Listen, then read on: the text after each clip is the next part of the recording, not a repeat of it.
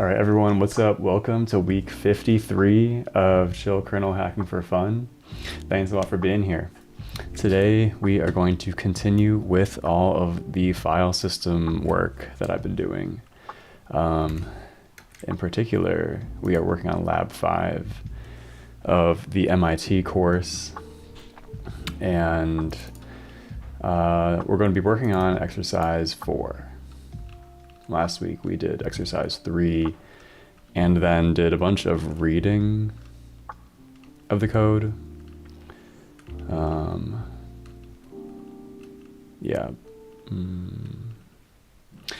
Yeah, so today we will be doing exercise 4. So I think we're in a pretty good state to just dive right into it. I'm going to delete this comment, it's just not necessary. Yes, so exercise 4. We have provided a variety of functions in fs.c to implement the basic facilities you will need to interpret and manage file structures, scan and manage the entries of directory files, and walk the file system from the root to resolve an absolute path name. Read through all the code and make sure you understand what each function does before proceeding. So that's what we did last time. I'm going to do a test to make sure my chat widget is working. Nice. So implement file block walk and file get block. File block walk maps from a block offset within a file to the pointer for that block in the struct file, or the indirect block, very much like what page walk did for page tables. File get block goes one step further and maps to the actual disk block, allocating a new one if necessary. I sort of don't quite get it yet, but we'll get there. Let's just dive right into it. File block walk. Welcome to everyone joining the stream. Okay, file block walk. Find the disk block number slot for the file B numbered block in file F.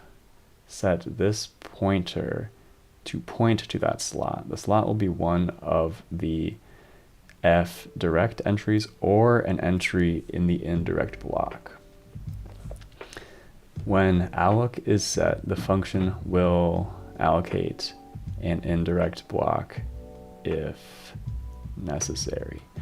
Just as a quick review of the structure of the file system here, did I take screenshots of it? No, I don't think I did. I think now would be a good time to do that. I'm going to make a new place for today, or maybe I'll just keep this going vertically down. Maybe that's cleaner. So what is today? It is February 2nd. So yeah, we are also again at a year of weekly kernel hacking. So yeah, that's pretty exciting. What I wanted to do is screenshot this diagram, which is an important diagram for the layout of the file system. So we have this object, this struct file, and it contains a certain number of pointers in line in the object. And these are pointers to blocks of data, which are each 4K each. And by pointer, I think it means offset from the start of the disk. I believe that's because this structure is really what is stored in memory, like no, on disk. So it's the data we're serializing here isn't really a pointer in memory, I think, unless I'm actually wrong about that, but I don't think it's a pointer in memory. I think it's an offset. Then we have this indirect block, and then that's it. So that sets a cap on the maximum size our files can be in this file system. Okay.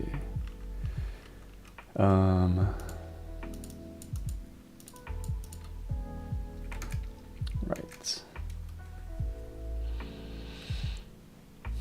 Return 0 on success, but note that this might equal 0. E not found if the function needed to allocate an indirect block, but alloc was 0. E no disk if there's no space for an indirect block. E inval if file B number is out of range. Yo, Lizard, what is up, my guy? How are you doing, dude? We're just getting started here with some file system work. Don't forget to clear any block you allocate. Okay, so there's a bunch of stuff I need to do. So find the disk block number slot. That is like kind of confusing. So we're given a struct file, and we're given a block number within the file. Block number within the file. For example, block 0, 1, blah, blah, blah, blah, blah, all the way down to whatever the maximum is, which I think is 1034.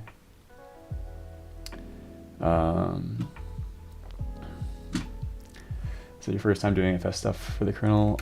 Not quite.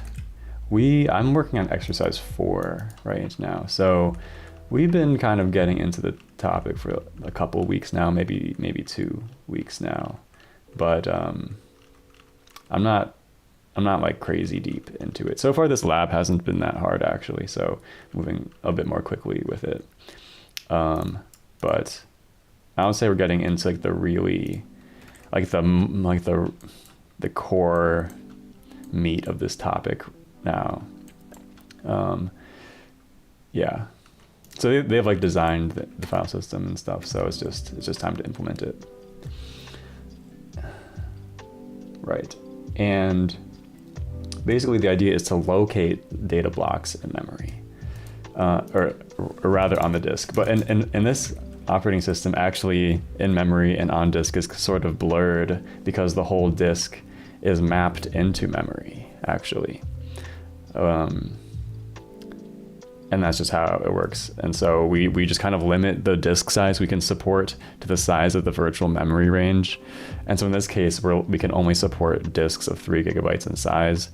But then the way it kind of works is we map the whole disk into memory, which I haven't yet like fully understood the design. Like it seems like actually a little bit stupid to just do that. Like the whole point of memory is to not store everything, like is to be smaller than disk. But for the moment, yeah, like with this design, we like kind of map the disk into memory. It's a bit more nuanced than that. We like use page fault handling to lazily read the pages from disk.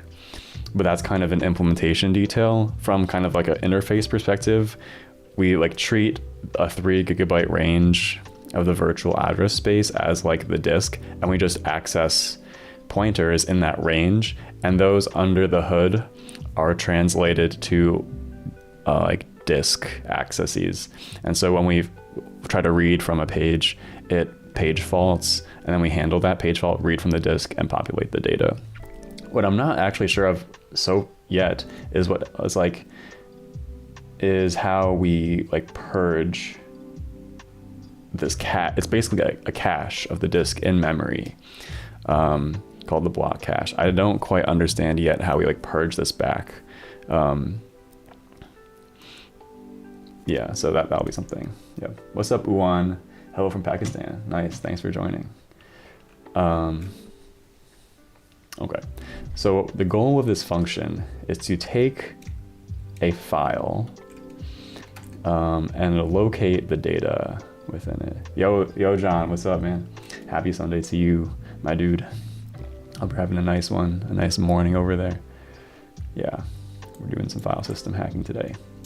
Okay, so we're given a file block number, and apparently we're accessing these on like block granularity, and as far as this function goes, and we just need to return a pointer to that block, basically. So, when alloc is set, the function will allocate an indirect block if necessary. I see. So what that means is, maybe we're going to ask for a disk block that's kind of high. It's past the indirect blocks. It's past the direct pointers, and the block is pointed to by an indirect pointer. And if this indirect block has not been allocated yet, we can then control whether we actually want that to be possible. Oh, John, by the way, I listened to your interview on Paula's podcast. I thought that was pretty cool. Yeah. I listened to that yesterday. Okay. So this like function is doing a bunch of stuff. It has quite overloaded functionality. But maybe let's just start easy. So let's just... So I'm going to start off as usual, like being very kind of stupid with it. So if file the number is greater than equal to, well, also I might want to just assert some stuff about file the number. It's a uint32, so what's the max that this can be?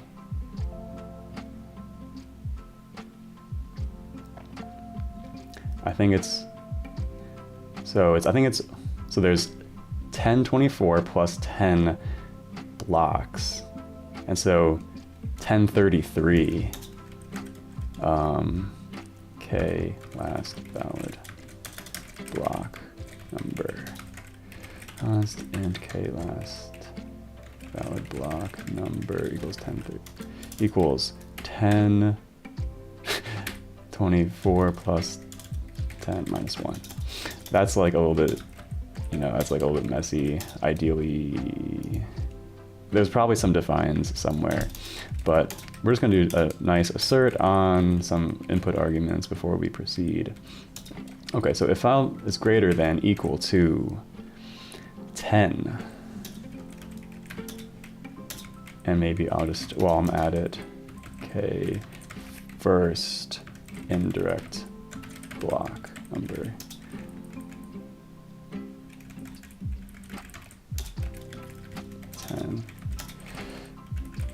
K first. Then we already know it's like going to be in the indirect block range. And so, I don't know. And not alloc return e not found.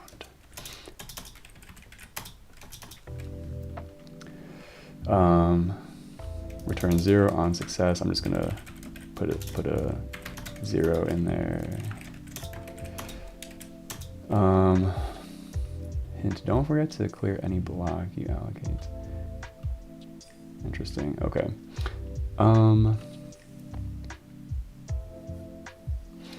So let's just, I'm just gonna do this as usual in like a couple levels of difficulty. Like level 1, simple, direct blocks only. Level 2, support indirect blocks. 3, support allocation, something like that. Wait, okay. There's E involved the, oh wait, so we have some constants here. And I should probably actually just familiarize myself with the constants rather than just like kind of guessing. N direct. Okay.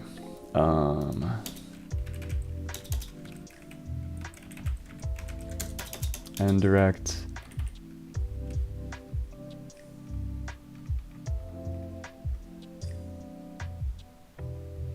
N indirect. Block size divided by 4. What is block size again? Block size is 4K. So 1K. So okay, so basically N indirect.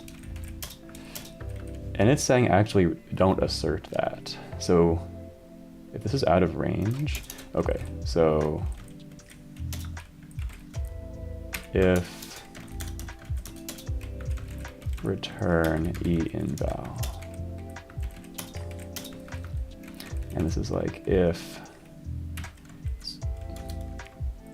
greater than equal to, okay. But wait a sec.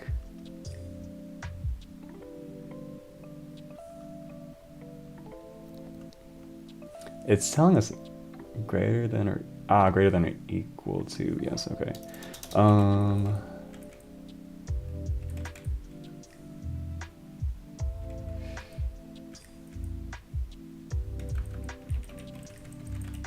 Greater than. Okay, last valid block number.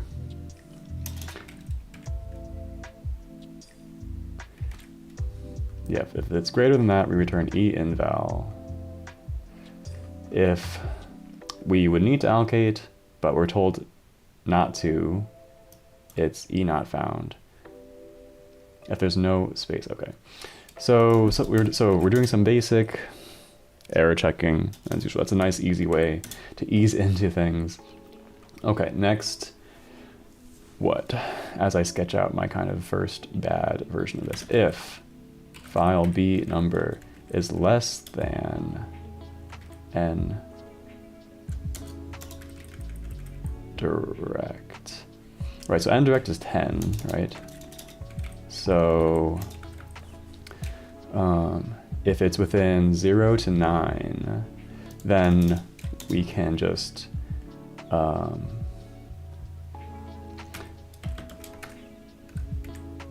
we can basically, it's one of these. So basically we just need to read the pointer. My question though is, what is actually the pointer? Is it literally a pointer or is it a disk offset? So we can get the file and we get the direct entry and we get the file B number.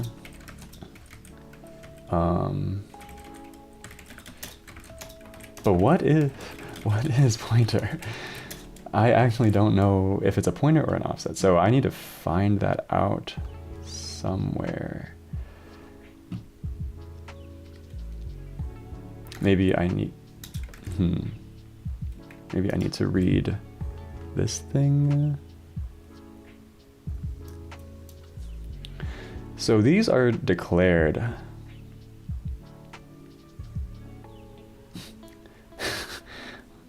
Pointer. What is pointer? These are declared not as a pointer. These are declared as uint32s. Which to me suggests that they are block or byte offsets. So first off,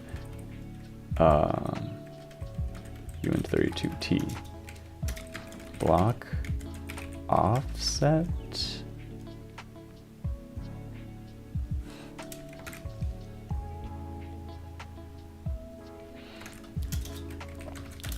offset or offset from start of disk. Maybe. I think that's what it is.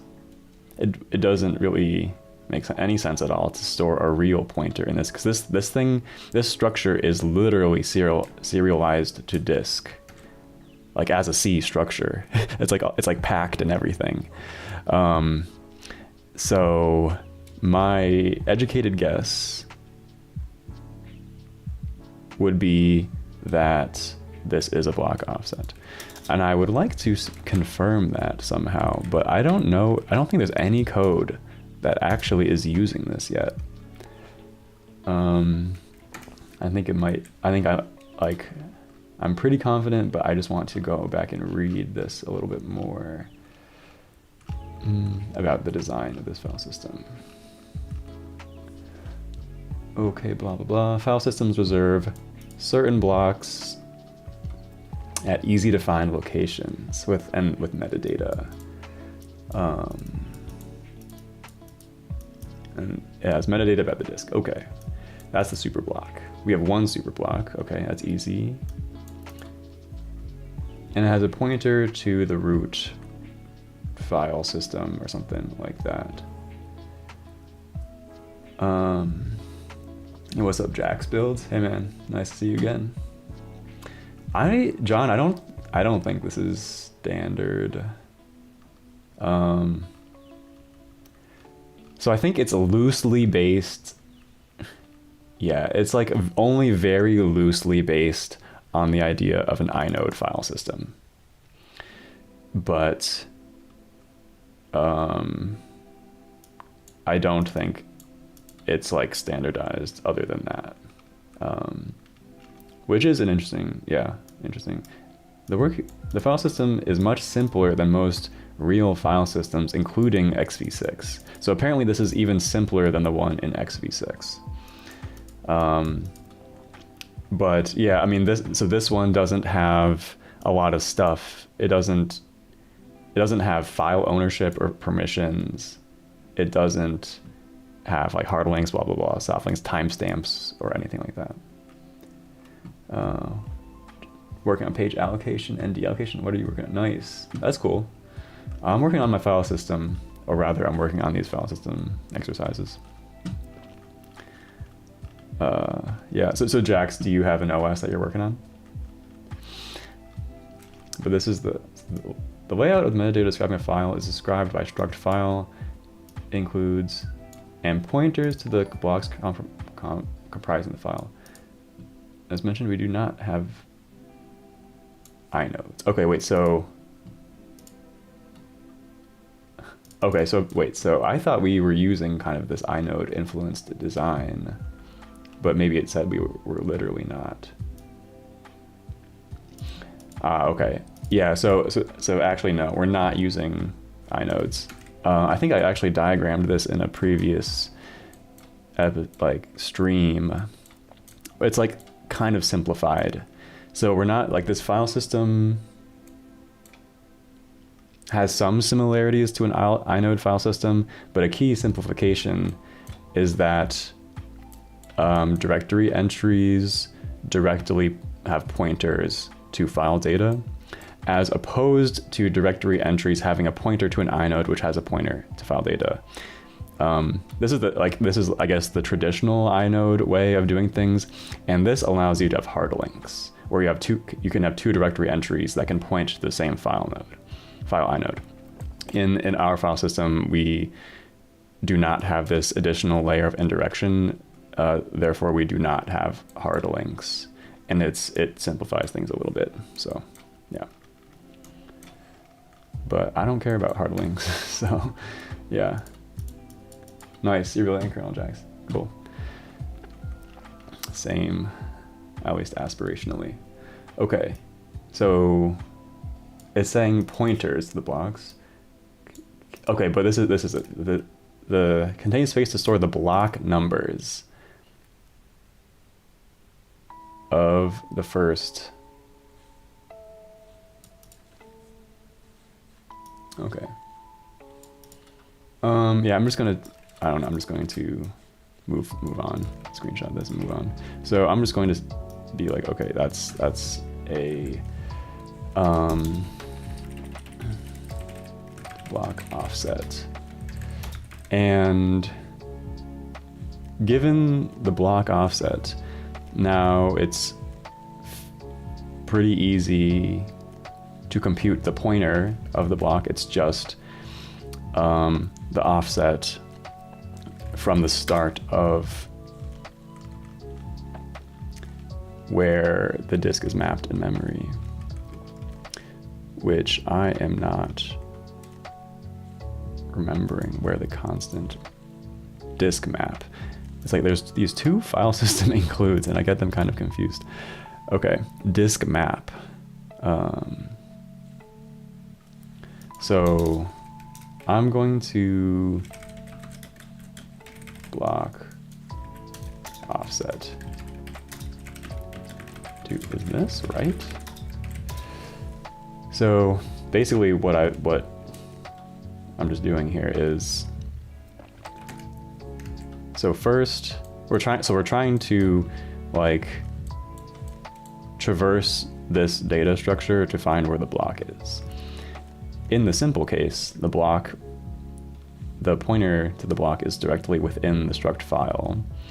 And so we can just read the entry here.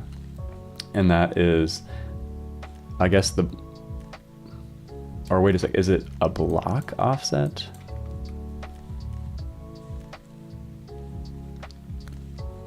To store the block numbers. So it's not, maybe it doesn't make sense to be for it to be an actual byte index. That's way too granular. I think that's wrong, actually. It's block number. So in this case, we need to turn disk map times block size times block number. Something like that. What's up, MXT? Where is the syscall hook? There's no syscall hooks at the moment. Yeah, I'm not building like a rootkit or something. I'm just writing an OS. I think this is the idea. So basically this entry contains an int, and maybe I am being kind of slow because maybe kind of said this already. I'll copy and paste this over here.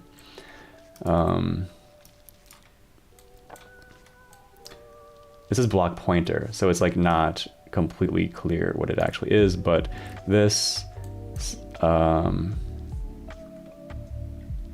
is saying block number, and that would make sense. Yeah. So to actually kind of expand that out, each block size is 4K, and so block size times block number gives us a byte offset from the start of disk, and disk map represents the base address of where the disk is mapped into memory. So technically, that's kind of progress. However, what if it isn't? What if the block isn't allocated? So like, what if we're trying to? Yeah. So that's like a basic version of this, but this would handle the case where these pointers are actually filled and point somewhere, but what if not? What if we're trying to access a block that has not been allocated yet? So we need to handle that. So again, this is just kind of sketching it out. So if block number, so if something is there,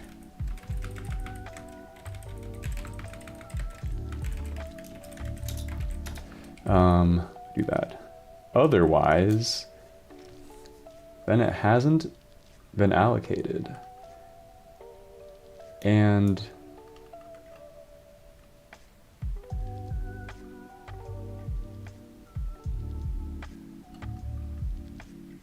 okay, wait a sec. So alloc only controls whether an indirect block is allocated. I sort of feel like I'm going to rename this variable should alloc indirect block. That's a little bit verbose.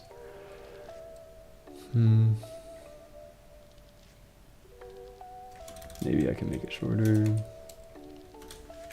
Nah, I'll just make it verbose. Okay, dang, this thing pops up. Good. So to be clear, this only controls whether the indirect block should be allocated.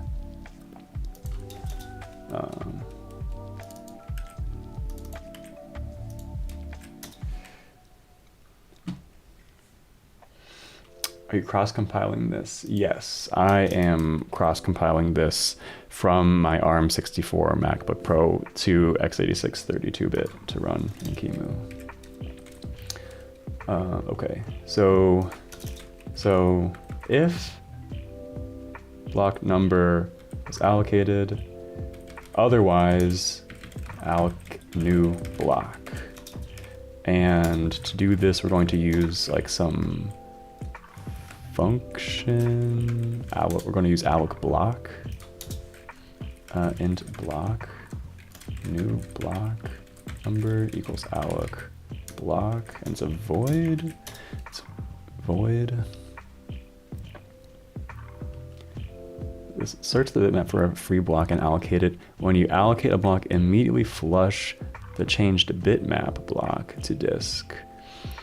Return block number allocated on success. No disk. Okay, so if new block number equals no disk, then no. If there's no space on disk,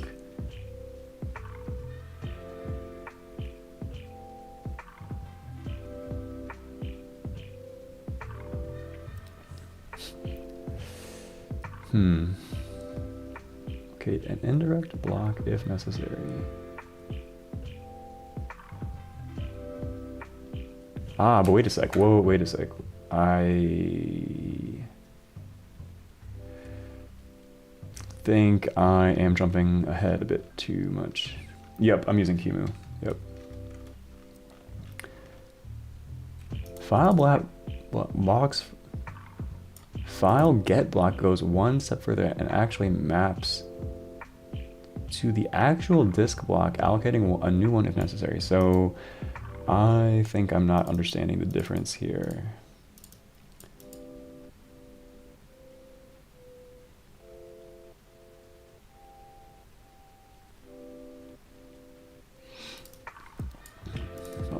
Maps from a block offset within a file.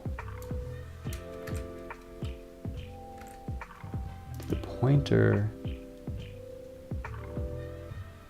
for that block in the struct file. Okay, wait a sec. Pointer for that block in, so I'm doing this wrong. What I was trying to do is actually like completely like walk this, like take the offset, find this thing, and then return the pointer to the block. But that is not what this is asking for. Set pp disk block number. I'm going to kind of blame it on these bad variable names. What I need to actually return is a pointer to these things, like a pointer to these pointers, not to the actual block of data. That's going to be handled later. Nice variable. Yeah, like pp disk bino, like that's the best variable I think I've ever seen actually. So let me come back here. So basically, okay, this is gonna be super simple then. All I need to do is return a pointer to this. I don't need to do any of this. we're just returning pointers to the pointer. I see. So that is pretty easy. So basically, and also, I mean, I might rename this back. Like in general, I like to improve the variable names, but I'm also like low-key a bit scared because that kind of produces merge conflicts later, which I'm not sure I want to deal with. So I might revert that change.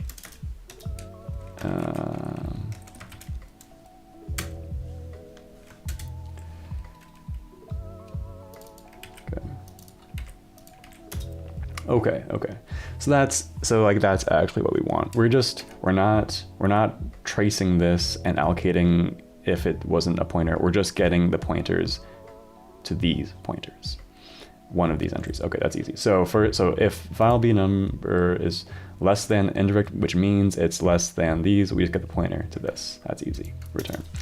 Otherwise, it's an indirect block, and now we need to check the indirect block pointer, and that is what? That is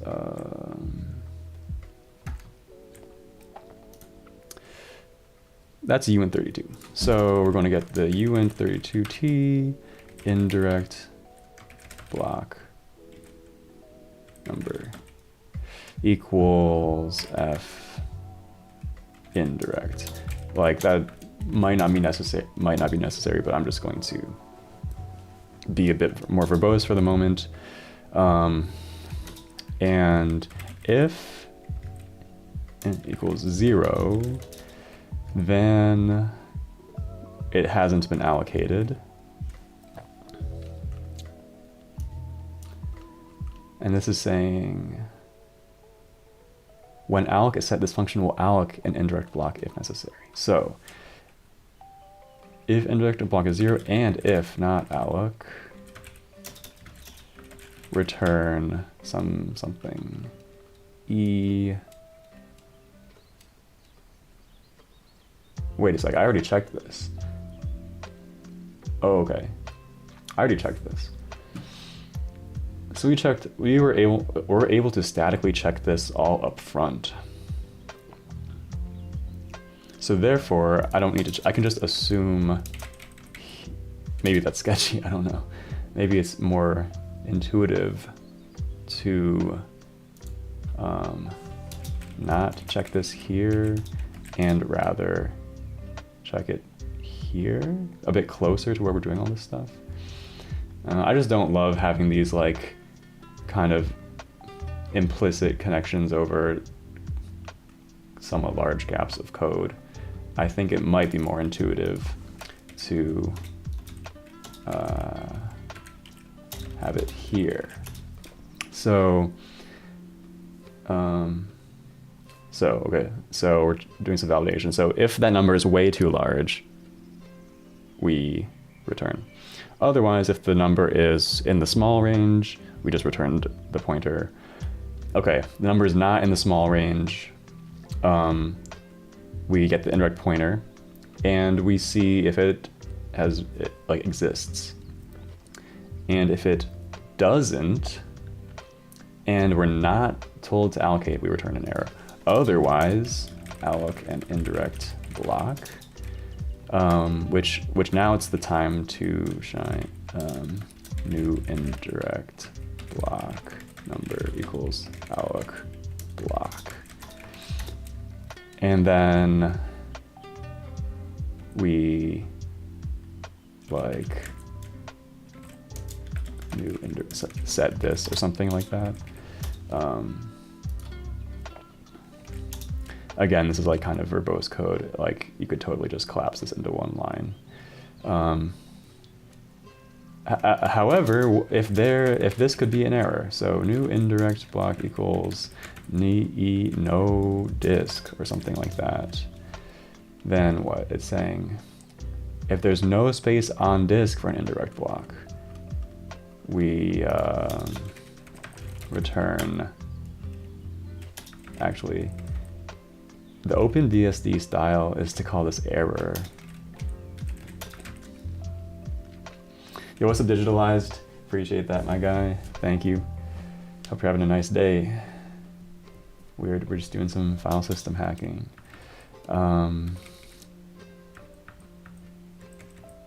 Yeah, so OpenBSD style is to call return codes error codes, but I don't quite know what I would do here. I'm just going to do enodisk. Like in OpenBSD style, everything is called error, and then you just return, you just bubble up the errors. I guess what would that look like? So this thing, it would look like this basically, but then that looks like very weird here, where it says like you're assigning the error to this thing.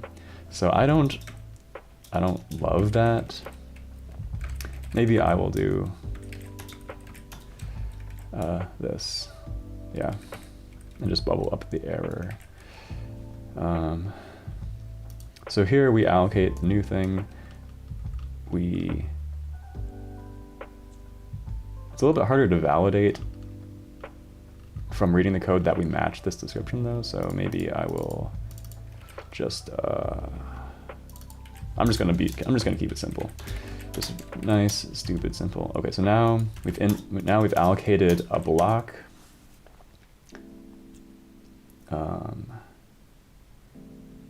And now we need to access. So now we need to. So we just done. It's like, okay, was it in here? Nope. Okay, now it must be in the indirect block. Well, does this thing exist?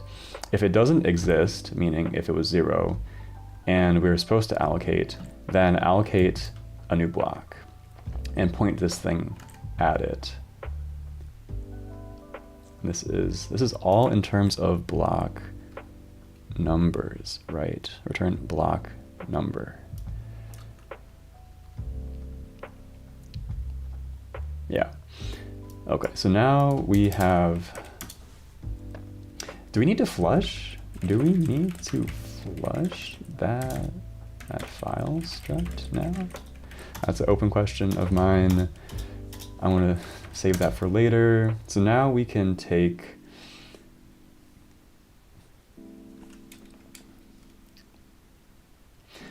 So here's now where we actually need to find the location of where this would be in memory, I think. So it's something like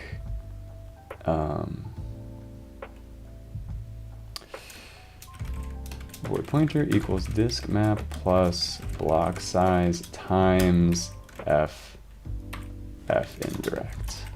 Something like this, I think. And now oops. So indirect block. I'm gonna call it P indirect block. And now it's going to be something like return P indirect block at something. But what is the number to put into here? It's going to be something like file, or I can just indirect block index file b number minus n direct, something like that, and indirect block index, maybe call this idx, something like that. So here's what's happening. Okay, so we're checking if the indirect block was mapped. If it does exist, we immediately fast forward over here and just access it. If it doesn't exist, we quickly check, are we supposed to allocate it? If not, bail out. If we are supposed to allocate it, we do allocate it, check if that failed. And then finally set this thing to point to some block number. But then we need to resolve where this thing actually is in memory, because this block number is like a disk block number.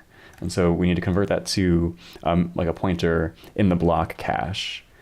And I actually think there should probably be a helper function for doing this, which, yeah, disk adder. I think that's the one I want. What? Disk adder? Hello? BC dot. Oh, wait, what is this? Yeah, this is a helper function. I don't know why it wasn't. So instead of doing this, I'm just going to do disk adder f indirect. And that is basically the same thing here. It just has a bit of checking, but it just multiplies the block number times the block size. Does this compile actually? No, but not for like serious reasons, I think. Returning.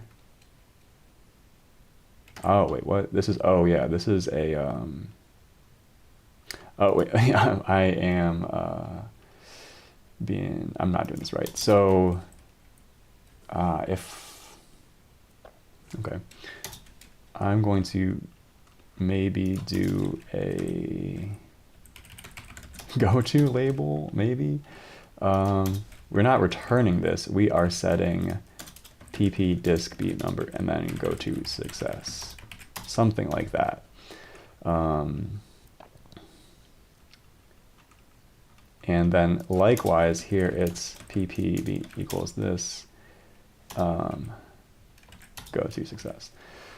So, yeah, it's like messy code. It's just the first draft, but I'm just trying to get something to work. So I think this should compile now. That compiled. I'm gonna, oops, get rid of that.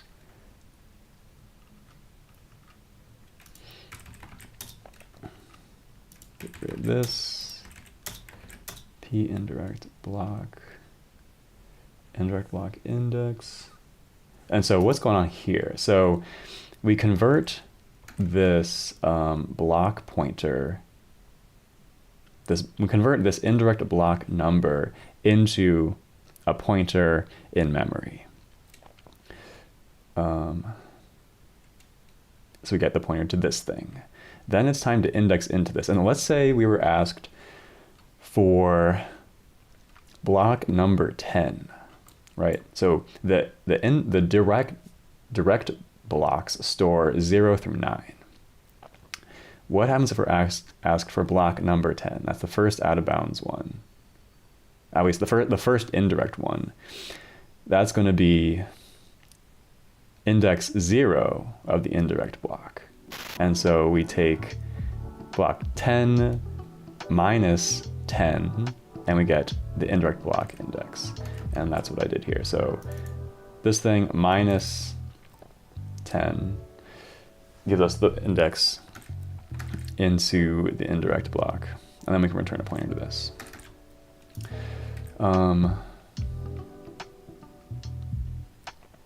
So let's see, are we handling this? So find the disk block slot, set it to point of one of these or an entry in the indirect block. When alloc is set, the function will allocate an indirect block necessary. Return 0 on success. But note that this thing might equal 0. What does that mean?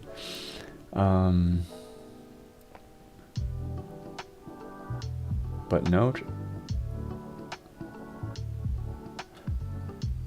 wait, does this mean they might pass a null pointer?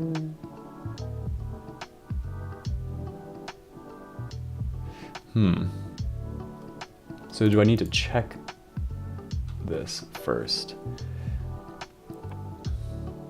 Wait a sec, wait, what? Yeah. All right, thanks, John. Have a nice one. Have a nice day. See you later.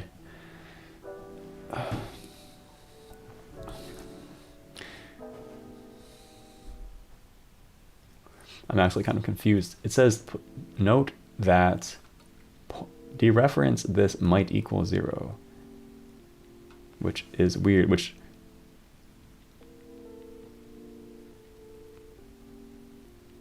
what does that even mean? Like, let's say we were a caller.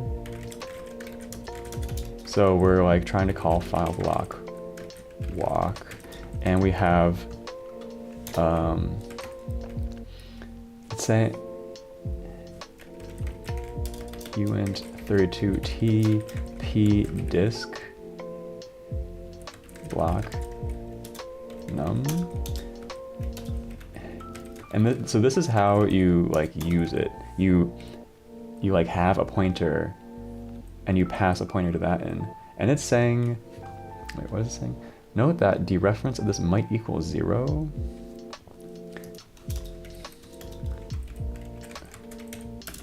So this is not like,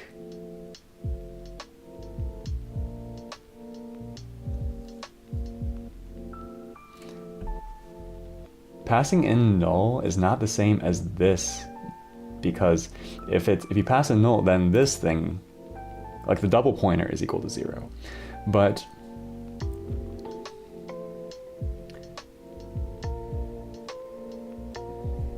like I don't really know what it's trying to say. But dereference this might equal 0 would mean that like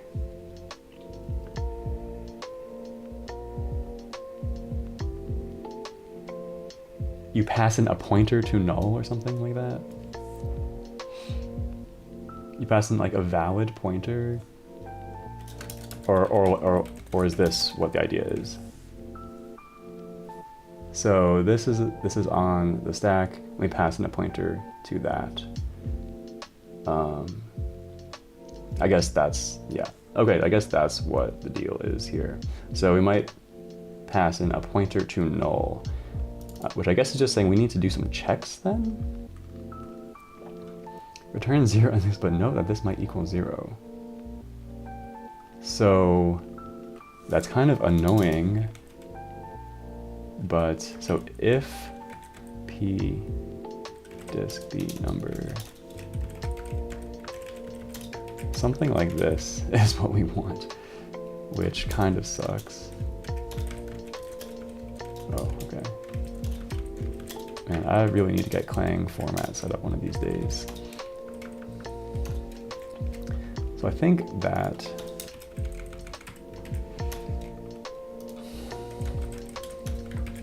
I'm gonna leave this to do here. So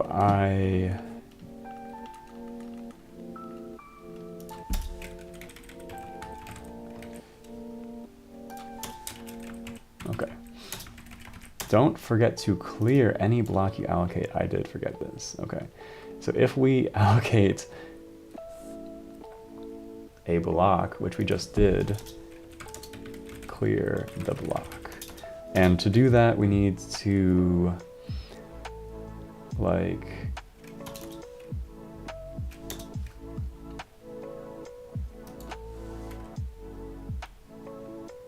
we could do that in different places.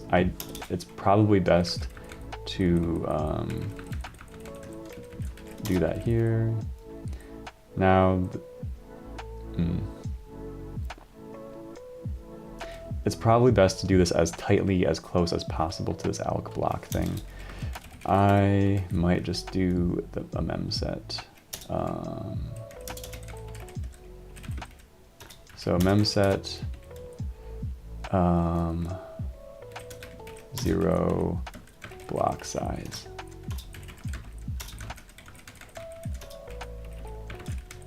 Okay. So we allocate the block. If it succeeded, we clear the block. I hope that memory is writable, but I'm pretty sure it should be. We can, how would we check? We can check by looking at the page fault handler. which would be in the block cache, I think, which is right here, BC page fault. And so if we page fault on an address that falls in this disk like block cache mapping, we allocate a page and we mark it writable. So yes, right. So we mem set it to 0 block size, and then we're good to go. Don't forget. Okay, I think I kind of did this. Return 0 in success, but check in case it was a pointer to a null pointer. What if this itself was a null pointer? Do I need to check that too? I hope not. Maybe I just will, just in case. If pp disk and, right? That's how I would do this.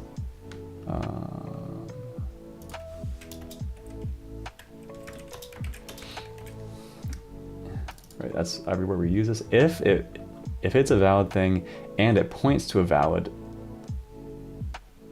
Wait a sec. No, was I tripping? Yeah.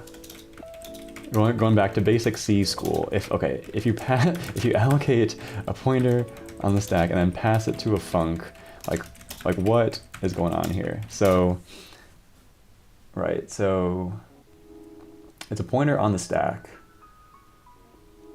that contain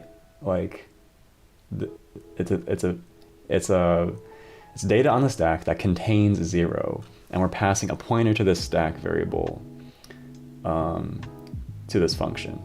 And so inside the function, a couple things can happen. So we could pass null, in which case the double pointer would completely be null. In that case, that would be the double pointer is pointing to null. Or it's a valid stack pointer that points to like this null pointer. Or the other option is it's like, it's actually a valid pointer, in which case func receives a pointer to the stack which points somewhere else. But in this case, it's a pointer to the stack which points to null. So therefore you do not want to dereference this. Okay. So that's my first cut at implementing this, and I'm going to stage it and compile. And it compiles. Oh, I just remembered we haven't taken a break yet. Let's all just take a 20-second breather. Stand up, stretch, get some water.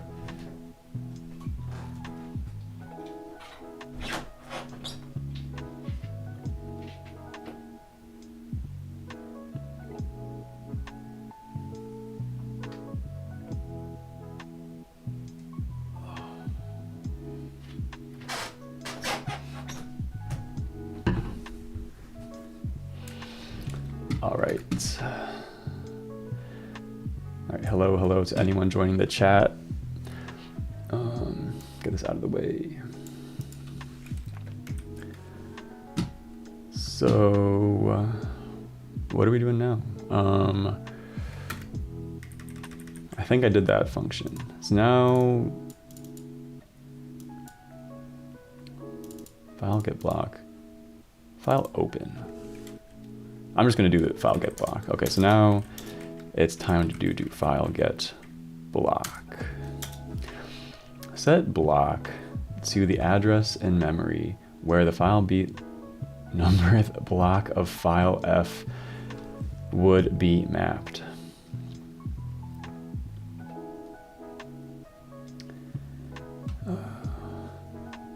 Hey Mario. Hey Mario from Ecuador. Hope you have a great, nice day. Awesome. Cool to have you. Yeah. Thanks for joining. Hope you have a nice day too. Okay.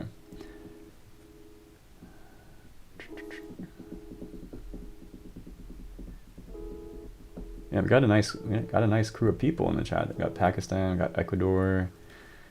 Very nice. Okay. So use file block walk and out block. So here's where we do the thing that I wasn't quite sure. Like I was trying to do earlier, where we actually allocate these blocks. Here's where we do that now. So let's go.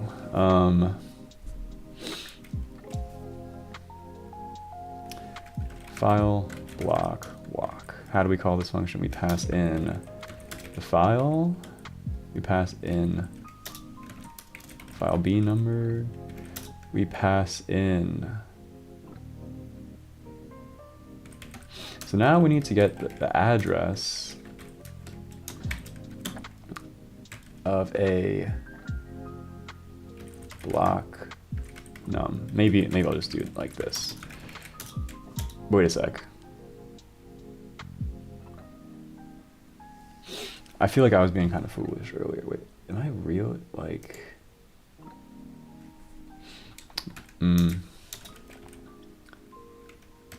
P block number.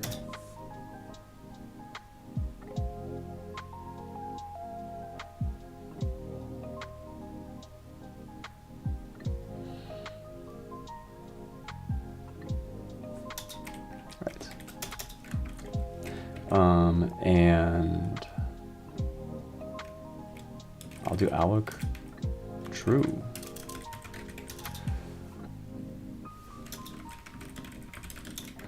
Okay.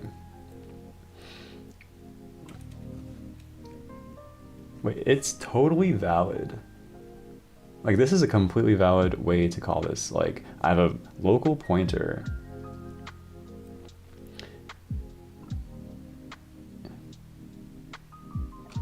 I think I was being kind of foolish here. So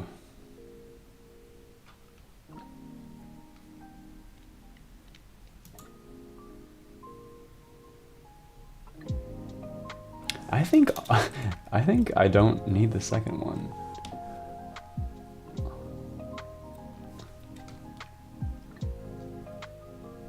Like this is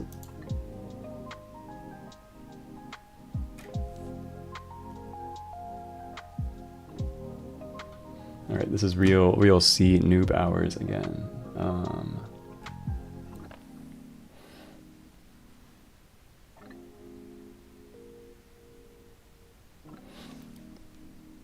So obviously this needs to be valid, but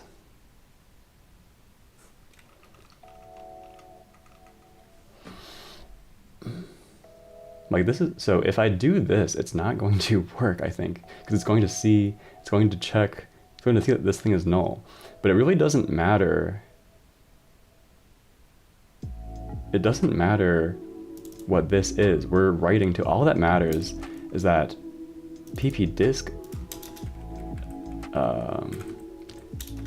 number is valid. So I think that was sort of weird. Right, so if we get past a null pointer, then surely we're not going to try to write to it. But if this is an actual pointer somewhere, then it's totally fine for us to write to it. So that's what I'm thinking here. So if error, return error, something like that. Or what?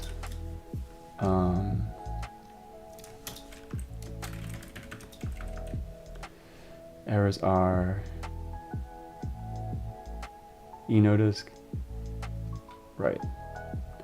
And so file block walk is going to return some stuff. It's going to take care of the e-inval. It will also return. It's going to return e not found, which we're not using here because we actually want to allocate indirect blocks, and e no disk. Okay, so that should be fine. So we walk the block. And now we have a p block number. So now it's time to t new block num equals alloc block. If new block num equals no disk, then return. We'll bubble that up. If the block needed to be allocated. Okay, so right, I was jumping a bit ahead there. Also, was it block? Hello. I was assuming we need to allocate, but that's not true. So we then need to do, so if, so we got a pointer to a block number.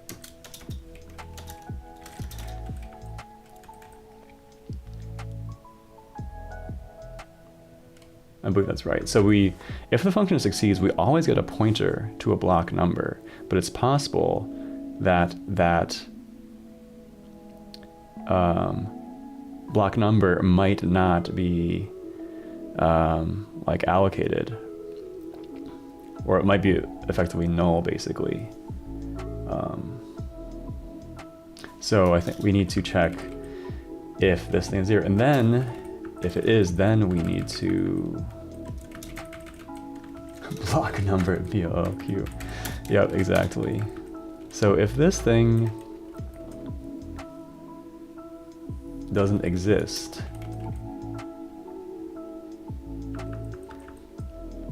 then we allocate a new one.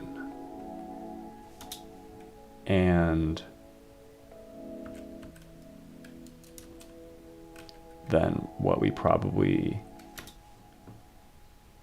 also probably need,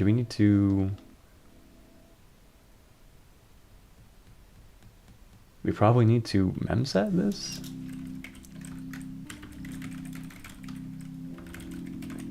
It didn't say this in the comment, but I sort of think we need to do this. Block number.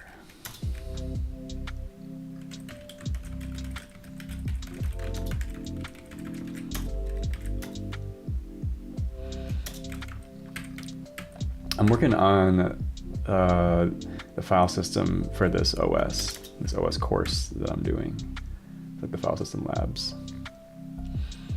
And we're writing some functions that resolve file offsets into blocks on disk and in memory. Okay, so p block number, and then we do something like this. So if the block number was null,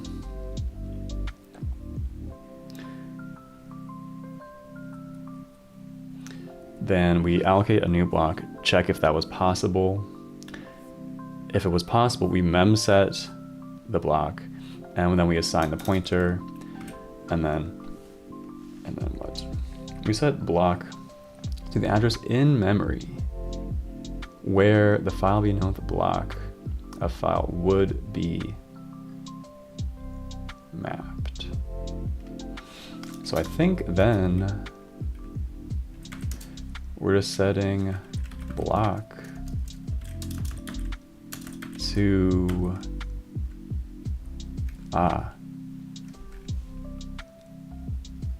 it's going to be this adder p block.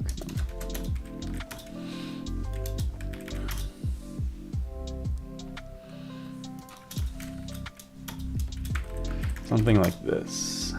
So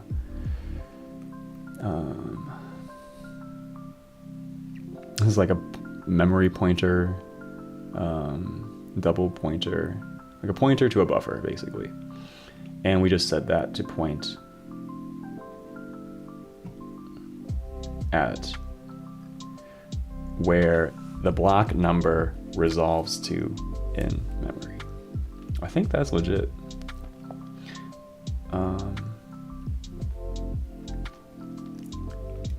I think that's legit. Let's try compiling. that compiles clean. All right. Nice. What does it say to do now? It says your code should pass file open, file get block, file flush, truncate, file rewrite, and test file. All right, are y'all ready for a moment of truth? Let's go in for the moment of truth. Grade lab 5. So what's it saying? We should pass these and test file. What? Let's go. What's up, Icron? Or Ecron? Testing time. Moment of truth. Test file? Is that how that works? Each of these.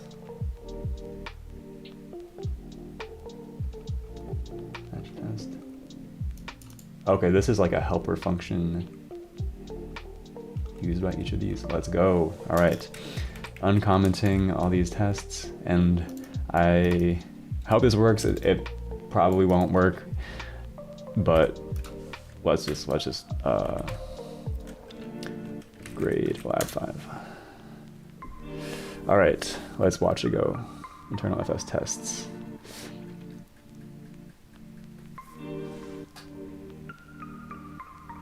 Yo, oh, ooh. Okay, that was looking pretty good.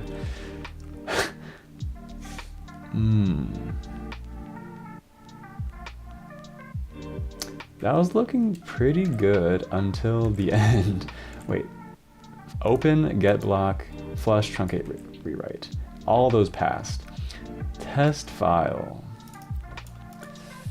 It was looking good. Test file.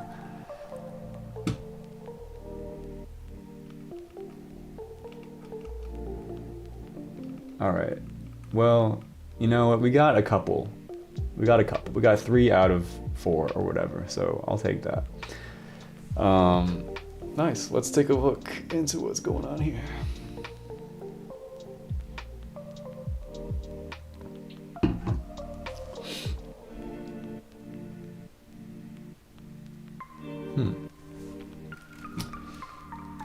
Really? Did I? Coach commands.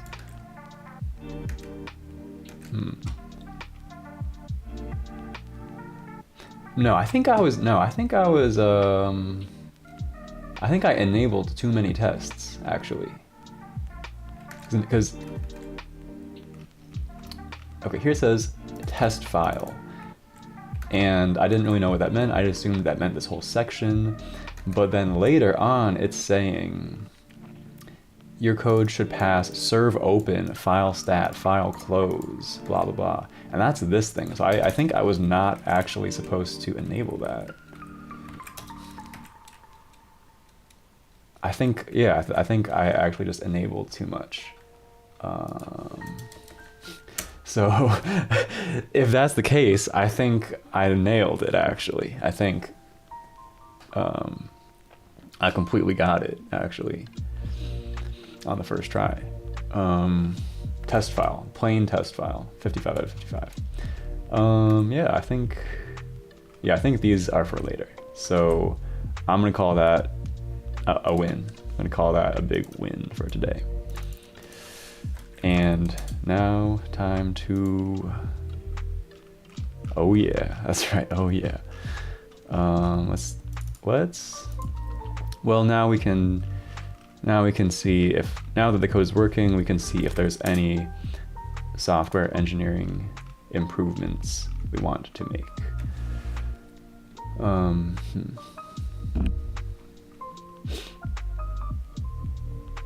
Like, can this code be structured better? How does the code read? Okay, in general, I like doing error handling really upfront, bail out early.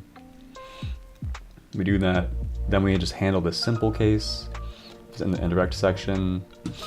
Handle it, bail out early with the success code, And then lastly, we get into the complicated stuff. If, yeah. So I might just take the opportunity, like, do we use this? We don't. This is a copy. I might just take the opportunity to remove this local variable, which is not really needed. 0 and not alloc return. Bail out, again, bail out early. Otherwise, allocate. If it's an error, bail out early. Otherwise, clear it. I might just compress these together, memset it. I might remove that comment. Memset it, and then finally assign the block number. And then here we can just confidently use that. Maybe an assert, I don't know if that's necessary, but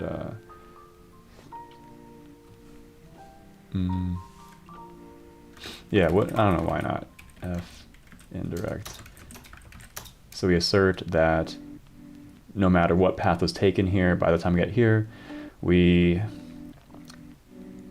have a valid and non-zero indirect. We compute that.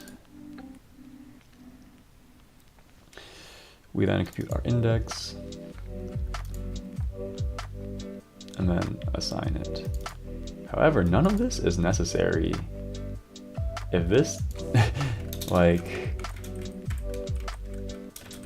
technically, we only do any, if we don't have a pointer to assign to, we don't need to do any of this. So let's just run these tests one more time.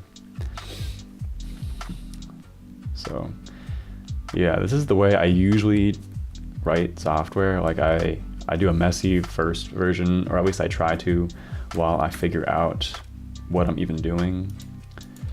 And then I go kind of back for a second round and just see if there's anything else I might clean up. Okay, so wait, is this even used anymore? There are no, okay, this is unused, so that's a good cleanup. And then,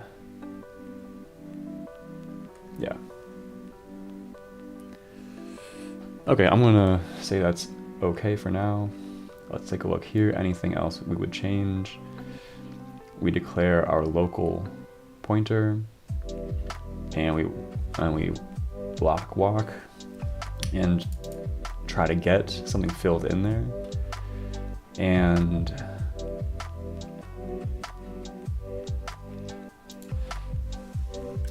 in the same fashion, we could have an assert.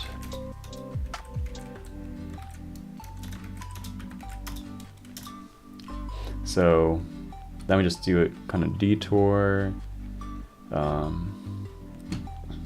I mean, if you were really being strict about this, you might say this should be in a separate function or something like that, but I think it's relatively clear. So if this thing, the block number was not allocated, allocate one, set to 0, and assign it into the structure. And then lastly, just compute that and like convert that into a memory pointer and return it in the output parameter. Quick 20-second break, be right back.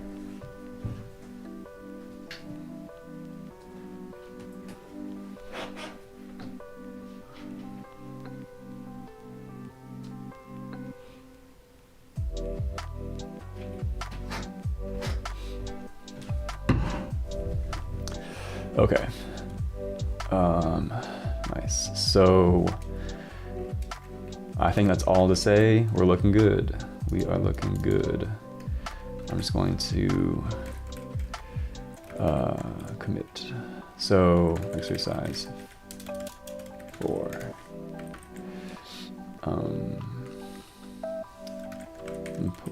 example, file block walk and file get block. Okay, let's keep it moving. I'm not really doing the challenges, but the challenge would be implement soft updates or journaling to make the file system crash resilient and demonstrate some situation where the old file system would get corrupted, but yours doesn't. So apparently our file system sucks and gets corrupted easily if power is cut or stuff like this. Probably because we just don't do anything fancy. Like,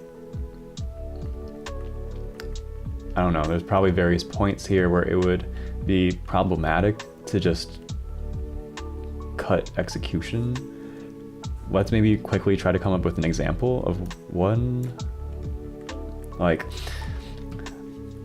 we have this function for walking.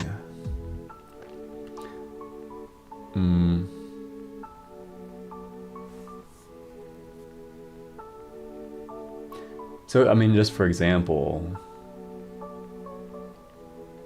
let's say power gets cut here after we allocate a block. We're just trying to find a block, and there was no indirect pointer. There was no indirect pointer, and so we were like, okay, time to allocate a block for the indirect block. Except someone pulled the power plug on our computer on line 190 after we've allocated a block. I think that is going to cause like a leak, a space leak, because we didn't yet reach this part where we actually assign this pointer to point to it. So it's kind of like mallocing something and then losing the pointer to it. Because when we allocate a block, it gets recorded in the bitmap that records all the blocks. So that's one problem. I think in that case, if we get power cut on 190, then we like leak a block and waste a block on disk, basically. That's like not that bad though. I feel like there could be much worse.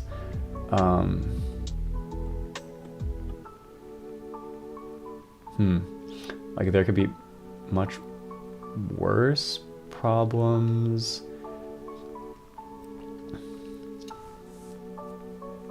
So if it gets cut here, we just leak. What if it gets cut here? Well, we haven't flushed this to disk.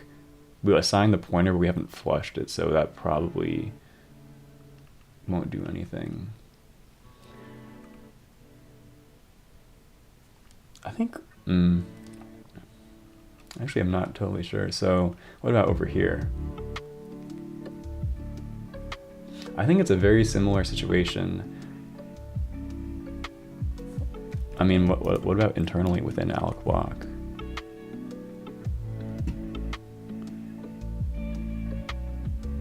The goal is to produce like a file system that's like in a corrupted state.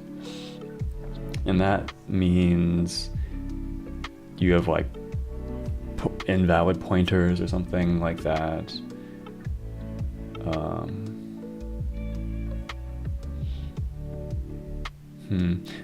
The thing is, if we get power cut in like these parts of the code, that's just affecting the in-memory representation of the disk, which hasn't been flushed yet, and so it doesn't cause the disk to be put into a corrupted state. Actually, in order to produce a corrupted disk, we need to have like two operations basically that should both land on disk. We land the first one and then power gets cut and we never land the second one, and then now the first one is like some like weird pointer. But actually I'm not I'm not immediately seeing that, because in general this code doesn't flush like anything to disk so far. I think the thing that does flushing right now is just alloc block. And so from what I'm seeing so far, the main possibility for something to go bad is we allocate a block which does land the bitmap change on disk, and then we don't follow through, and so we lose the pointer, like that never gets pointed somewhere else, and so we just kind of lose that block. Maybe I'm missing something. I mean, I also have this comment here. It's like, do we flush the structure now? I wasn't actually sure about if we need to do that, but it didn't say so I just kind of assumed we don't need to. But so this is not how the code works, but a theoretical example of a bug would be if somehow first we assign the pointer to the indirect block and flush that to disk, and then power gets cut. Like, I don't know, it's like weird. Like if these two lines were reversed somehow, like flush, something like this. So let's say we allocate a new block. We then set the indirect pointer to point to that. We flush that to disk. So now we actually really have on disk, we have this pointer pointing to a block on disk, which is not zero initialized. It has like junk data here. And then power gets cut. That would be an interesting bug, because then really on disk we would have a pointer that's pointing to like junk memory. And then the next time someone goes here, like let's say now we're in file get block and we look up one of these entries and it's this specific check that's going to fail. So now we have a bunch of junk data in here, junk pointers basically, and we're going to basically try to interpret that as a real allocated address, and that is probably going to panic, I think, right here. So that is a theoretical example, but my code is not like that, so it's not really real. Okay, I think that was enough of an exercise of thinking about that. Let's move on. Also, welcome to anyone that has joined the chat.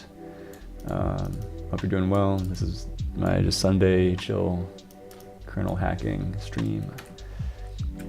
Been doing this every week for a year. Yeah. Okay, let's move on. The file system interface. Now that we have the necessary functionality within the file system environment itself, we must make it accessible to other environments that wish to use the system. So just for a little bit of context, this OS uses a kind of interesting design. It's kind of like a microkernel design. So actually in this design, the file system driver lives in user space. It's not a kernel driver. All the code that we were just writing right here in fs.c, that runs in user space, actually. And the way things work in this OS is when a user space process wants to do some disk activity, instead of doing a system call to the kernel where the driver in the kernel runs and does that, the user space process does an IPC over to the file system server, which is a separate user space process.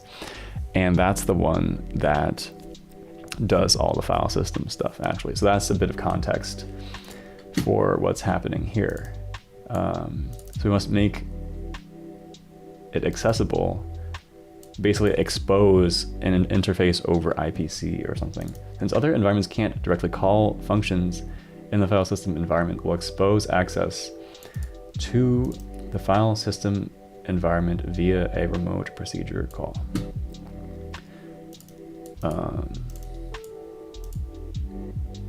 RPC. Builds upon IPC. So graphically, here's what a call looks like. I'll just snap a screenshot just for archival and tourism purposes. Okay, so we have a regular environment. It does a read, which goes into this like libc sort of code, which eventually does an IPC syscall, which gets received by the file system server, which then bubbles it up and does file system stuff. Everything below is the mechanics of getting a read request to the file system environment. Starting at the beginning, read works on any file descriptor and dispatches to the appropriate device. Read function, in this case, the file read, implements read for on-disk files. This and the other dev file functions implement the client side and work the same way, bundling arguments into a request, calling FSIPC to send the IPC request, and unpacking and returning the results. FSIPC function simply handles the common details of sending a request and receiving a reply. The file system server code can be found here.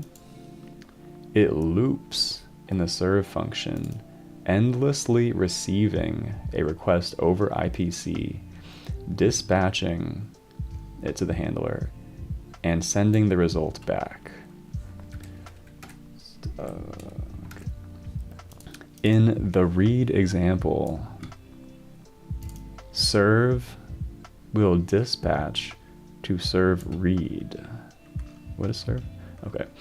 Which will take care of the IPC details specific to read requests for unpacking.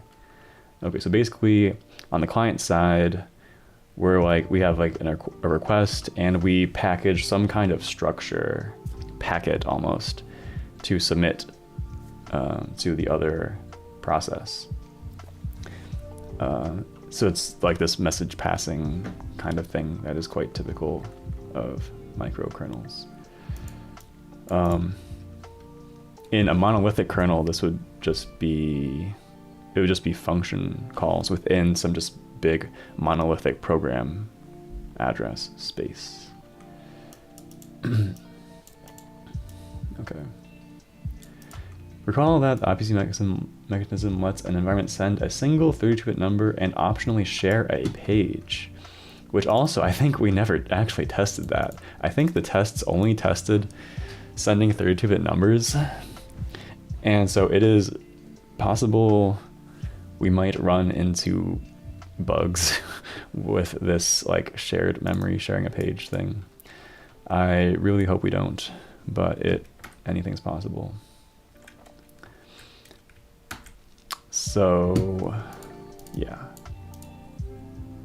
to send a request from the client to the server, we use the 32-bit number for the request type. Okay, it's like, okay, there's like numbers for the different types, and store the arguments in a union on the page shared via IPC. On the client side, we always share the page at FSIPC buff. On the server side, we map the incoming request page at FS request. Yeah, interesting. Yeah, so in this OS, the only IPC we have is shared memory, because I guess that's like just easy to do. If we have like I guess that's one of the easiest IPC mechanisms to actually implement, I guess. If you have a really minimal OS with like nothing in it, like no pipes, no internal buffering, but your OS does have virtual memory, then it's actually not so hard to just implement shared memory and just like map memory into processes to point to the same place and be like, okay, that's easy for me. Like, you guys, I mean, that's hard for you guys to use being the processes because you need to deal with making sure you don't have race conditions on that shared memory and stuff. But whatever, like, it's easy to implement from the OS point of view. Okay, so whatever, we have some shared memory. The server sends the response back via IPC. We use the 32-bit number for the function's return code. For most RPCs, this is it. But for a couple RPCs, like the read and stat, they return data which they write to the page that the client sent its request on. There's no need to send this page in the response IPC since the client shared it in the first place. Also, in its response, this open thing shares with the client a new FD page. Interesting. This is like, this is very interesting. It's totally different from how standard OSs work, but it's kind of like this weird alien kind of hacky thing over shared memory. Interesting. I haven't used this very much before, like shared memory.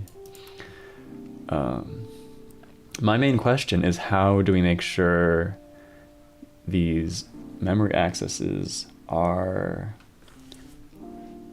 thread safe, basically?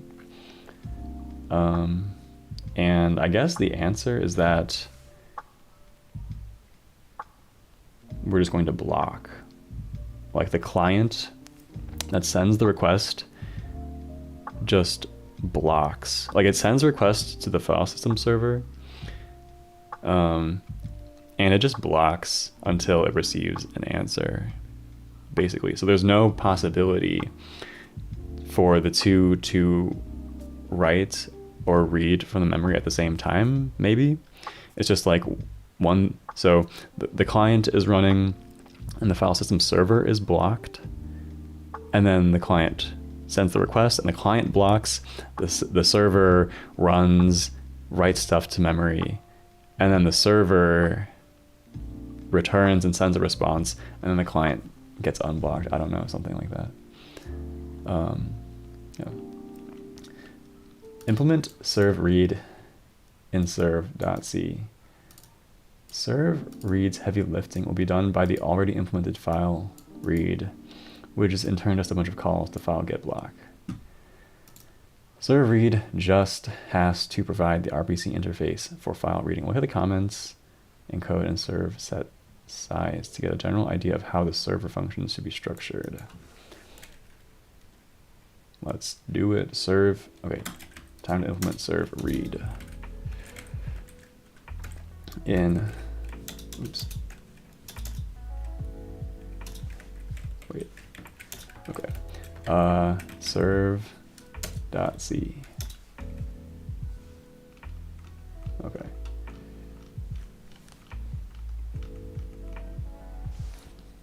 So we're here in serve read.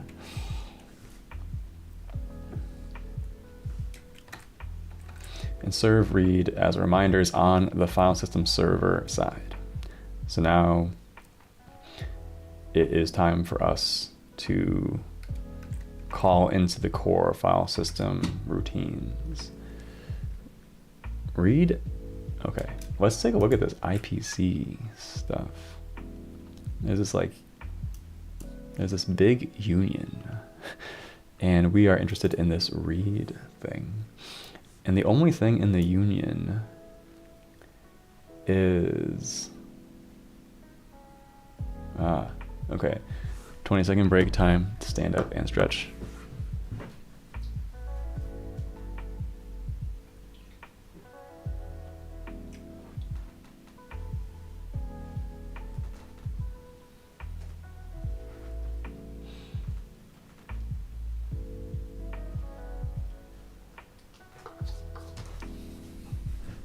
Okay. The only, wait, oh wait, no, file system request read. So we have a file ID and request n. So read at most request n bytes from the current seek position in this file. Return the bytes read from the file to the caller in IPC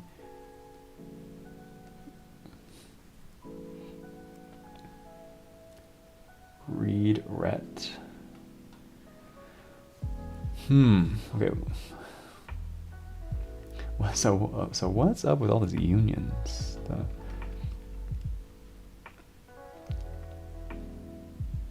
So we have this big union that's a page.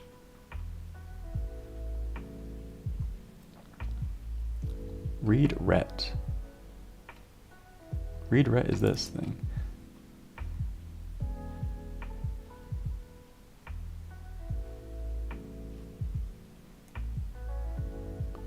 I'm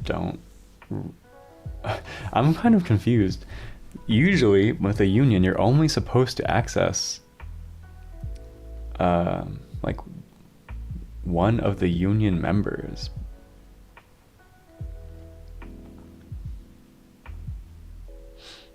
It seems as if we are writing, wait a sec. So we read from here and then write back and clobber the data, actually. I think that's how that works.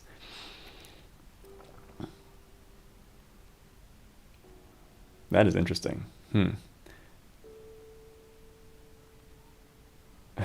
That is very interesting. I think we read these at the start, and then when we write back the output data, we actually clobber the input arguments.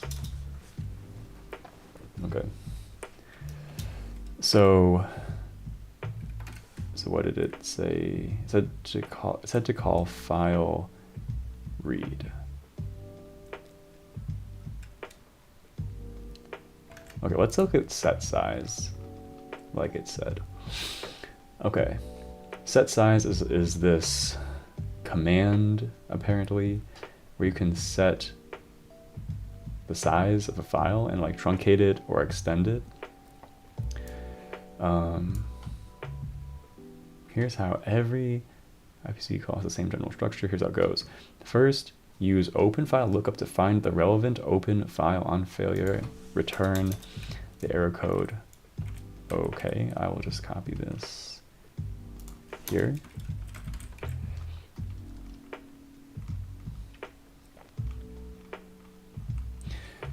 Okay, so we look up the file ID into an open file, which apparently we need to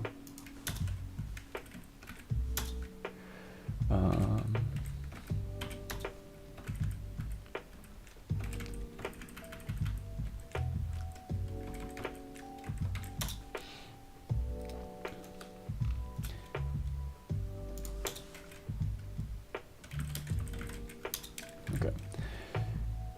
So apparently we look up a file.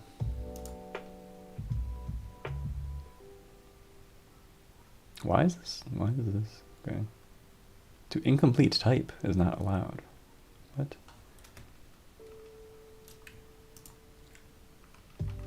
How is this an incomplete type? Okay, I do not know. What does this comment say? File system server maintains 3 structures for each open file. On disk struct file is mapped into memory. This memory is kept private to the file server. Open file has a struct fd. It's kept in its own page and is shared with any environments that have the file open. Struct open file links these 2 structures and is kept private to the file server. It contains an array of all open files indexed by file ID.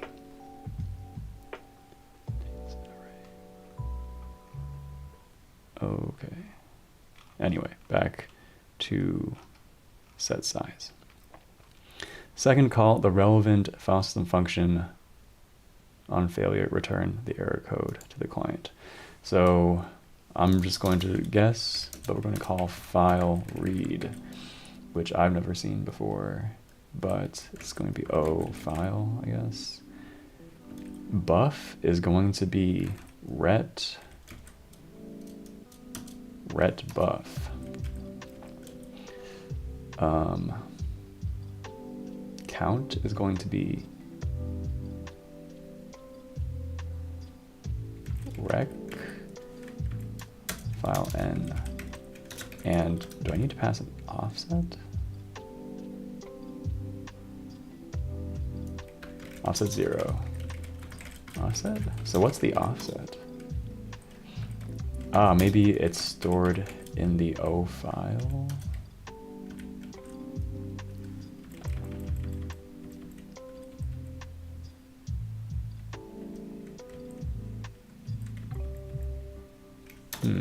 What does it say? From the current seek position. So what's up with seek? How do I get us the seek? So open file links these two, and you can get a struct file which has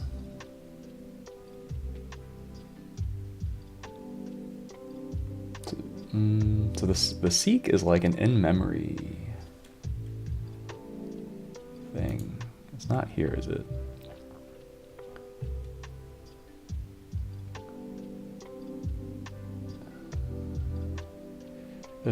Maybe there's some function like file seek.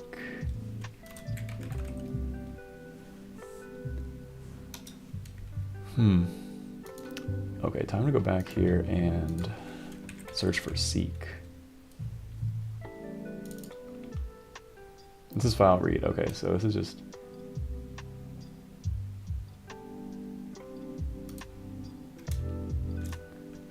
from the current seek position.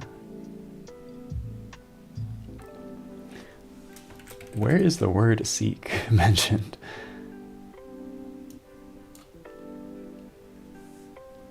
Maybe it's probably in the FD, I guess, which is not a structure I've used before. This is like some of the in-memory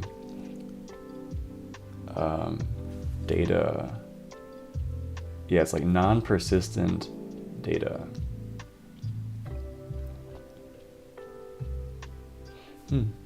So I'm gonna guess that it's FD offset. So here I need to pass something like OFD the offset, something like that. And then this returns some number. On failure, return the error code to the client. Also, what does this do? File read, give it a file, a buffer, a count, and offset. It does some error checking. Wait, did I write this? I think I wrote this. Yeah. Wait, no, I didn't. I just read it, yeah. Yeah, we just read it last time. This just loops over and writes into the buffer. So I think we just return this. And that's my guess at what to do with this. Let's try to build. That built. Okay. Let's run the tests. We should pass serve open, stat, close, and read. Second moment of truth for today.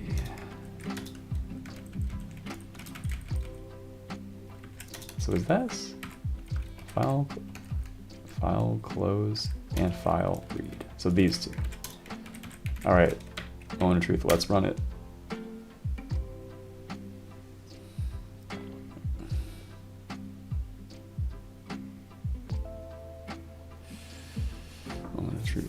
Yes, let's go. Let's go, it's correct. I mean, it wasn't that much code. Let's go. So,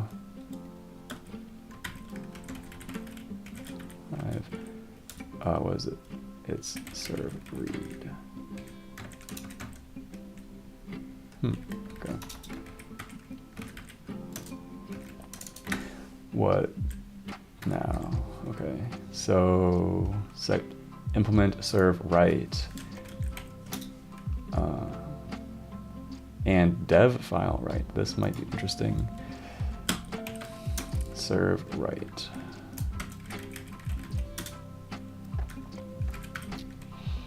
Okay.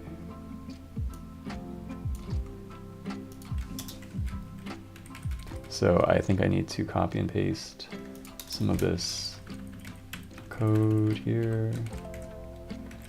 We look up the file. Write bytes from the write buff, starting at the current seek position. And wait, did I do this correct? And update the seek position.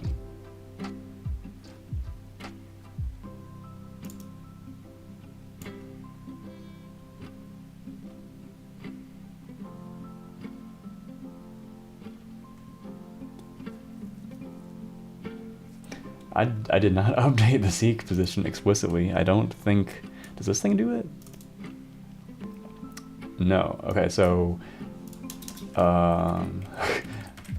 I think size t return reds. How do I update the seek? Is it as simple as offset plus equals?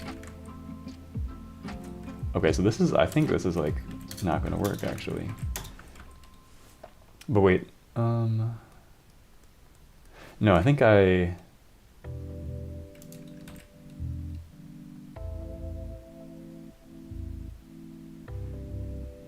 that's like a weird error. I don't know. Actually, but I think I also maybe misunderstood something here. So these things don't point to the same union. Wait, no, they do. Wait a sec, what?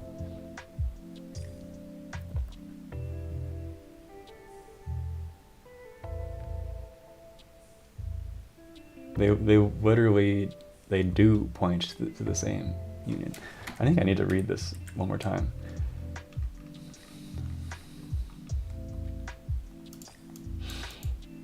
So we have a shared page and we store the arguments in a union on the shared page. On the client side, it's like, so it's at some places on the other side, but it's a shared memory page. The server also sends the response back via IPC.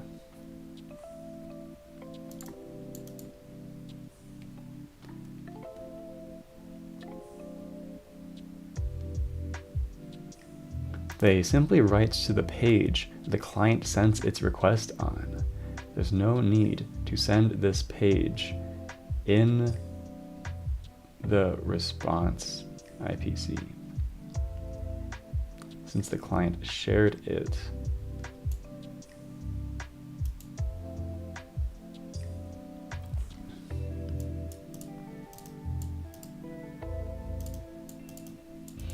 Okay, so like there's these IPCs in both directions. The client IPC has an integer and a shared memory mapping. The response IPC only has the integer. It does not do, it does not send memory back, because we already have this one memory region that the client sent over, and that memory region just gets reused. So that means I was correct. And I think so that means this code doesn't work, because this file read is going to actually, it is going to write into retbuff, which shares memory with this thing. So after this is done, both of these arguments are clobbered, and we can no longer use this. I actually really would like to test this with an assert. So just to really observe it, before rec n equals rec n. Right, so we save a copy, and then after it, we assert that before rec n is equal to rec, and this is going to fail. I'm intentionally expecting this assert to fail, just to observe the behavior of how this file read is going to clobber the memory here. And if we try to do a read of rec n after this, it's no longer going to be the same as what it was before. At least that's my understanding. And I'm interested to see if it's correct. I think it should be. Okay. And interesting. Okay, now there's some kind of stupid. This thing returns an int, and file read returns an s size t. So I'm just going to cast it away. Oh.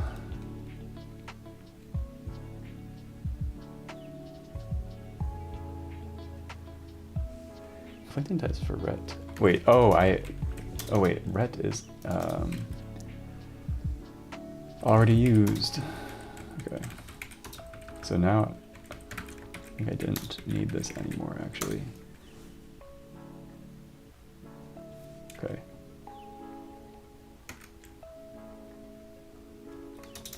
Why ret undeclared? That's clearly not true. What's going on?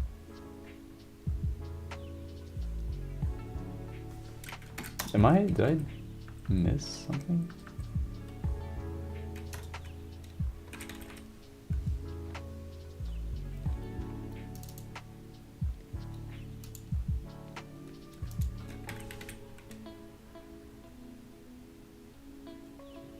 $247, right? Okay. That was just in this random code I wasn't finished with. Okay, the assertion should fail. I really hope it does.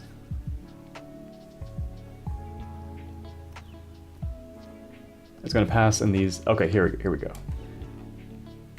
Yes, assertion failed before RQN equals blah, blah, blah, blah, blah. So that just proves that my understanding is correct. It's not, it's kind of sketchy the way they do it, but you just need to know that after, like there's like, it's shared memory, like this is a union. And so after you write to certain numbers of the union, other parts of the union are no longer going to be accessible. So you just need to know this. And probably the safer thing to do is actually locally store a copy of, like copy this structure and locally into your stack so that you can always safely access it. I think I'm going to make that change. I think that is worth doing. So now all of these become a local struct access. And this thing is no longer a pointer. And now we can be totally safe. Okay, this thing still has this weird warning, but now we can, so now this assertion is no longer going to fail because this thing is referencing a locally cached copy of the read structure, and writing to the return is not going to have the side effect of clobbering the read structure. At least, I think. Let's run the test again. I think they should all pass again. No.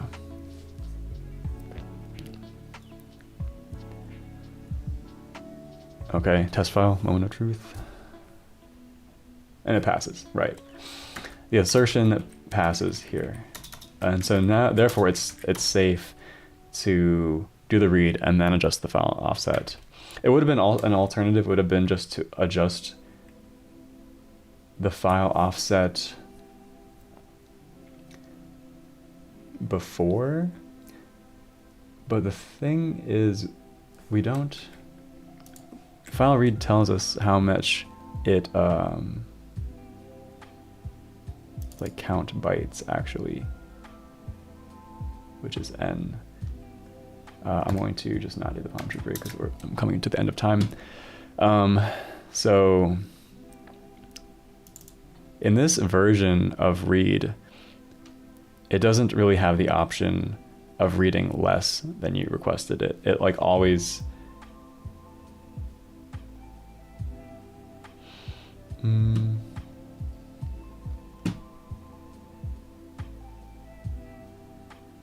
it will either fail with an error or it will read the entire size, or 0, I guess. But this thing returns like an actual error, but it won't do partial reads, I believe.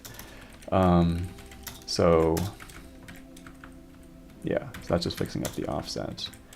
I just want to see if I can speed run this write thing. Okay, that's like all this is wrong. So let's see if I can speed run this. Implement serve write and dev file write. So serve write is going to be super similar. It's going to be, we pass it the O file, and we're writing a specific buffer.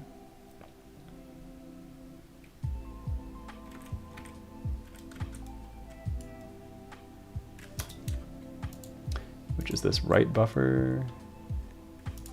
And we're writing the request buffer. And it's request n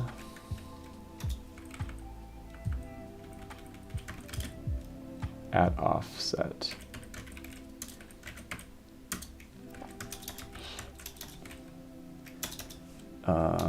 And then what? Return int RC. Okay. Return RC. And then what? So update the seek position. So same deal as last time. I'm just going to be a little bit lazier with it. Of the offset.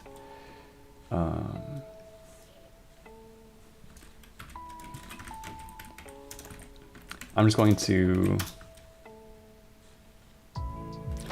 the thing is we probably only want to update the offset if this was successful actually. So if RC 0,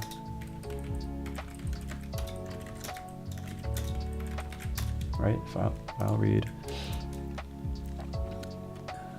No, if it was greater than 0, basically, or equal to 0, it just can't be negative. So yeah, greater than or equal to 0. Yeah, if like there was a file, if there was an error reading from the file, we don't want to adjust the offset, probably, I think.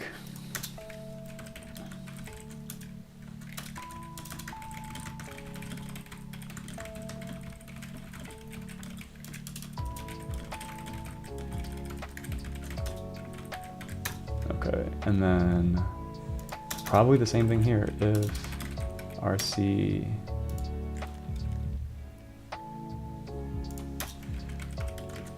0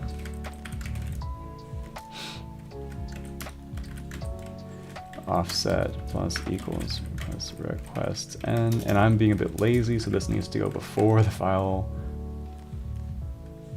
Actually, is that true? Because we're not dealing with two different structures here. All we're doing is reading from the right structure, actually.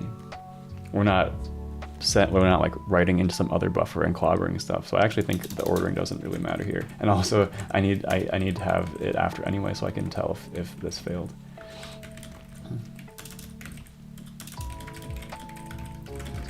Number union isn't written to. Okay, let me return it. And then let's just quickly dev file write. Wait, what? Dev file write? Where in file dots let's see.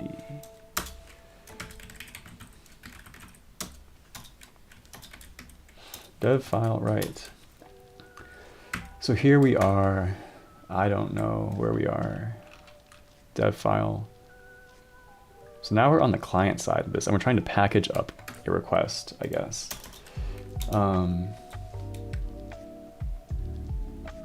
Make an FS write request.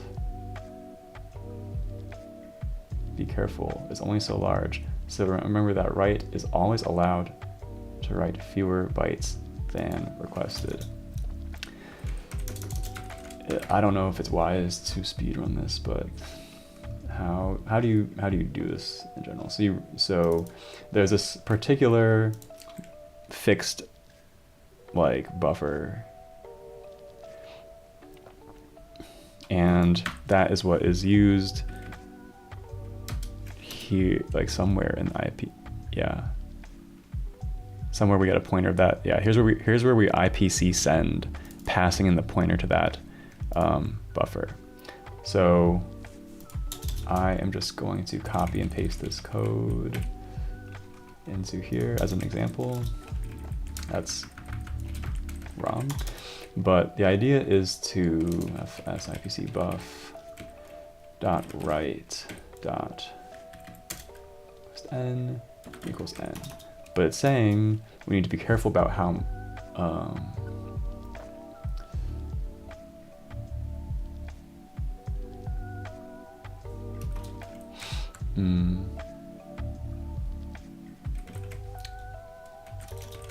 or like size of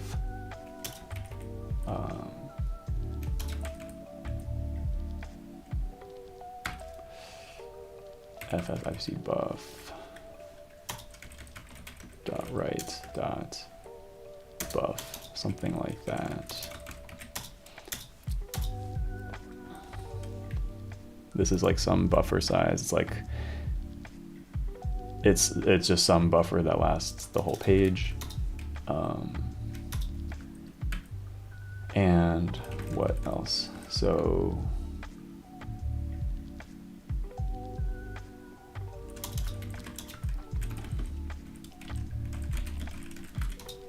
size, okay. So we have like a size,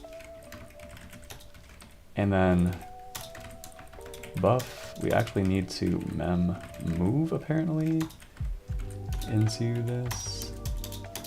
What's up useless? Yeah, working on the file system.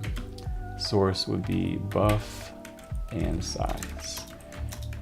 We're copying into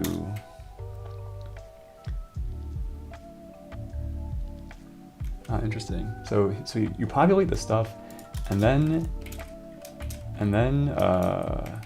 you call IPC, and here we're going to send a write request. But what was this thing? No, that was the struct definition. Okay. Write. What's the second argument there? Dest VA. To receive a reply page. I don't know if we're expecting a reply page. Not for a write request, I think. So the way the read apparently works is you send the read package over and then copy from the return buff back to the user buffer. Here, I don't know if this is probably not going to work. I think I probably was going too fast, so I missed something. But I kind of want to just try. The file ID. Okay, so I need to just, I need to also set the file ID.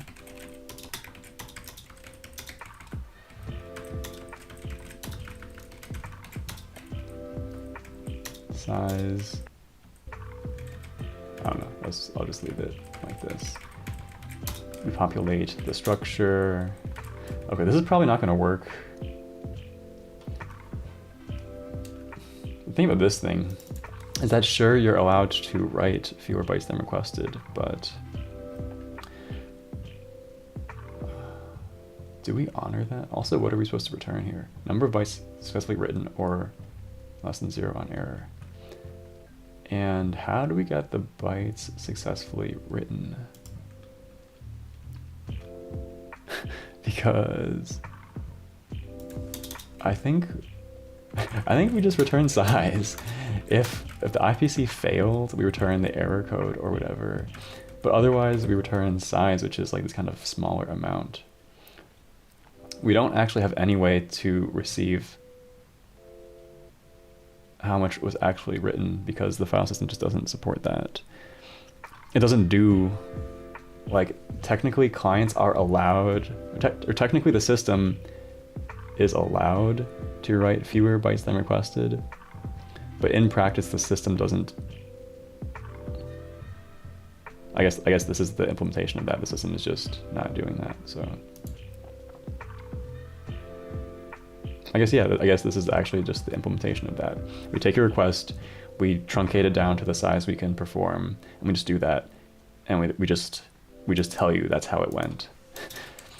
Okay, last minute compiling, speed running. Let's run. I don't know what tests we need to run, but speed run. File write, read after write, open, and large file. Let's, for a score of 90 out of 150.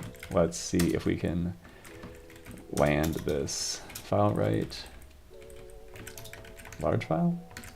Okay, this is probably not gonna work, but let's just run it. Moment of truth, third moment of truth for today.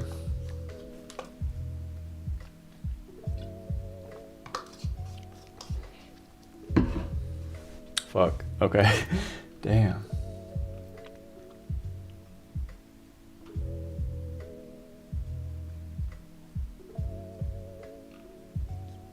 Okay, this like totally didn't work. And unfortunately that will have to be for next time. I'm out of time. I gotta get going, but now we know what we're doing next time. We are debugging why writing to files doesn't work through this weird IPC mechanism. Yeah, thanks a lot for joining the stream. I'm gonna call it here. I'll self-promote myself. Here's my Discord server. Feel free to join it if you want. It's kind of sleepy though, to be honest. But yeah, thanks a lot, Wilson. Nice seeing you again. Yeah, next time we're working on this. I stream every week. And yeah, wishing you all a great week. See you next time. Peace. See you, useless.